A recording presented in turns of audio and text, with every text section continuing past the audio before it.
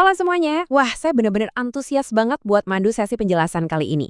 Hari ini kita bakal membedah satu aturan baru yang super penting, khususnya buat Anda para eksportir di tahun 2025. Sesuai dengan fokus pembahasan kita akan mengupas tuntas secara mendalam mengenai prosedur karantina untuk barang yang ditolak negara atau area tujuan. Siap-siap ya? Oke, mari kita langsung bedah aturannya. Aturan main yang jadi dasar hukum mutlak kita di sini adalah Peraturan Badan Karantina Indonesia Nomor 3 Tahun 2025. Ingat ya, ini bukan sekedar imbauan manis dari pemerintah. Ini adalah kebijakan resmi yang baru aja diketok palu, khusus mengatur tata cara dan penanganan ketat buat barang-barang ekspor yang, ya sayangnya harus ditolak dan terpaksa ditarik pulang ke tanah air. Coba deh bayangin skenario ini sebentar. Anda udah capek-capek ngirim kargo berisi hewan, ikan, atau produk tumbuhan yang nilainya nggak main-main. Dokumen rasanya udah aman semua kan? Tiba-tiba otoritas di negara tujuan nolak kiriman Anda. Bikin stres? Wah udah pasti. Apalagi waktu terus berjalan, argo biaya juga terus membengkak, dan kargo itu mau nggak mau harus segera dipulangin ke Indonesia. Nah, pertanyaan besarnya, apa sih yang sebenarnya harus Anda lakukan secara prosedural supaya barang itu bisa masuk lagi ke sini tanpa nabrak hukum karantina kita? Biar nggak bingung, berdasarkan Peraturan Badan Karantina Indonesia Nomor 3 Tahun 2025 ini, kita akan pecah prosedurnya jadi 5 bagian utama. Pertama, pengantar aturan karantina baru. Kedua, persyaratan pemasukan kembali. Ketiga, tahapan tindakan karantina. Keempat, ketentuan khusus satwa atau tumbuhan liar. Dan terakhir, konsekuensi dan kesimpulannya. Tenang aja, kita bakal pandu Anda langkah demi langkah. Kita masuk ke bagian pertama, pengantar aturan karantina baru. Mari kita tetapkan dulu ruang lingkupnya. Kalau Anda baca dokumen aturannya, Anda bakal sering banget ketemu istilah media pembawa. Nah, secara hukum menurut pasal 1, apa sih maksudnya? Ini mencakup hewan, ikan, tumbuhan, dan segala produk turunannya yang punya resiko bawa masuk hama dan penyakit hewan karantina, ikan karantina, atau organisme pengganggu tumbuhan karantina. Biasanya sih disingkat jadi HPHK, HPI, dan OPTK ya. Intinya, kalau bisnis logistik atau rantai pasok Anda main di komoditas-komoditas ini, Anda benar-benar harus perhatiin aturan yang lagi kita bahas sekarang. Lanjut ke bagian kedua, persyaratan pemasukan kembali. Ini adalah persyaratan prakedatangan yang wajib disiapkan. Berdasarkan pasal 3, ini ibarat daftar periksa alias checklist yang sama sekali nggak bisa ditawar. Anda wajib pegang sertifikat kesehatan asli waktu awal pengiriman, terus barangnya harus masuk lewat tempat pemasukan yang udah ditetapkan dan wajib langsung lapor ke pejabat karantina. Pastikan juga nggak ada wabah penyakit di negara tujuan awal tadi. Tapi, jadi poin krusialnya di sini adalah surat keterangan penolakan dari otoritas negara tujuan itu mutlak wajib mencantumkan alasan spesifik penolakannya. Betul, surat kosong yang cuma bilang ditolak tanpa alasan yang jelas, wah itu nggak bakal diterima.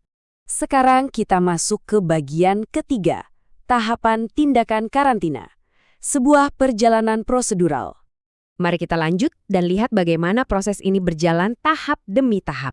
Sesuai pasal 4, ini tuh kayak timeline legal pasti dari proses penahanan fisik kargo Anda. Semuanya start dari pemeriksaan awal. Baik itu cek dokumen maupun kesehatannya. Kalau ada masalah dokumen, barang masuk ke tahap penahanan. Kalau dicurigai bawa penyakit, langsung masuk tahap pengasingan dan pengamatan. Kadang ada juga tindakan perlakuan buat mensterilkan barang tersebut. Ujung-ujungnya seluruh perjalanan panjang ini cuma bermuara pada dua nasib, pemusnahan total atau pembebasan seutuhnya. Dan ini memberikan gambaran yang sangat jelas tentang gimana petugas di lapangan ambil keputusan berdasarkan pasal 7. Logikanya sangat tegas loh. Kalau barang Anda sehat, clear, bebas dari indikasi hama atau penyakit, ya tindakannya langsung pembebasan, aman. Tapi, kalau petugas nemuin gejala klinis pada hewan atau ikan hidup yang Anda bawa, mereka nggak mau ambil risiko. Barang langsung diisolasi lewat pengasingan. Skenario terburuknya, kalau produk Anda nyampe dalam kondisi udah busuk, rusak, atau kemasannya bocor, pilihannya cuma dua. Perlakuan sanitasi tingkat tinggi, atau ya langsung dieksekusi alias pemusnahan. Oke, masuk ke bagian keempat, ketentuan khusus satwa atau tumbuhan liar. Ini adalah kasus khusus. Ada perbedaan yang sangat tajam dalam cara pemerintah menangani barang tertentu. Dan ini diatur rinci banget di pasal 9. Gini, kalau kargo Anda itu barang komersial pertanian biasa, ujung dari prosedurnya tadi kan cuma dua, dibebaskan atau dimusnahkan. Tapi gimana kalau barang yang dikembalikan itu ternyata satwa atau tumbuhan liar yang statusnya dilindungi atau dilarang buat diperdagangkan? Nah, otoritas karantina nggak akan main musnahin gitu aja. Mereka punya mandat hukum buat langsung nyerahin makhluk hidup berharga itu ke lembaga pemerintah urusan konservasi atau ke lembaga penelitian buat kepentingan edukasi. Jadi penanganannya benar-benar beda total. Dan akhirnya kita sampai di bagian kelima, konsekuensi dan kesimpulan. Waktu yang terus berjalan. Nah, yang paling menarik, sekaligus cukup bikin deg-degan dari poin ini adalah betapa sempitnya waktu yang Anda punya. 3 hari. Yap, cuma 3 hari. Berdasarkan pasal 8, kalau kargo Anda ditahan pas nyampe gara-gara dokumen syarat pemasukannya belum lengkap, misalnya surat penolakan tadi belum ada alasannya, otoritas karantina cuma ngasih waktu maksimal 3 hari kerja aja loh selama masa penahanan buat Anda melengkapinya. Bayangin, 3 hari kerja tuh waktu yang super singkat banget buat ngurusin birokrasi lintas negara. Aturannya benar-benar eksplisit soal apa yang bakal kejadian kalau Anda gagal ngejar tenggat waktu 3 hari itu. Gagal ngelengkapin dokumen, otoritas bakal otomatis ngambil tindakan pemusnahan pada kargo Anda. Nggak cuma itu, sebagai eksportir Anda juga harus siap-siap berhadapan sama potensi sanksi hukum tambahan. Sekali lagi, kebijakan ini sama sekali nggak memihak. Aturan ini dirancang dengan sangat netral, tapi luar biasa tegas. Murni demi satu tujuan, mencegah masuknya penyakit berbahaya ke wilayah Indonesia kita. Sebagai catatan, kerangka kerja ini udah divalidasi dan resmi diundangkan di Jakarta pada akhir Februari 2025 kemarin ya. Jadi peraturan Kepala Badan Karantina Indonesia ini udah sepenuhnya sah dan aktif jadi pedoman di lapangan. Pesan utamanya jelas banget, kepatuhan dari sebelum Anda berangkat, ditambah kesigapan tim operasional Anda buat komunikasi lintas negara kalau sampai ada penolakan, itu benar-benar jadi perisai utama buat ngelindungin bisnis Anda.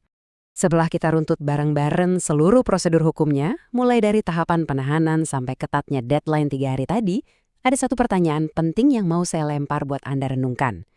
Kalau besok pagi, tiba-tiba kargo ekspor Anda ditolak sama otoritas negara asing, apakah sistem dokumentasi dan tim logistik Anda udah cukup tangguh buat ngelola perjalanan pulang kargo itu tanpa harus berakhir di tempat pemusnahan? Pastikan Anda mengevaluasi lagi strategi kepatuhan bisnis Anda hari ini juga ya. Terima kasih banyak udah bergabung di sesi bedah aturan kali ini. Sampai jumpa dan teruslah belajar.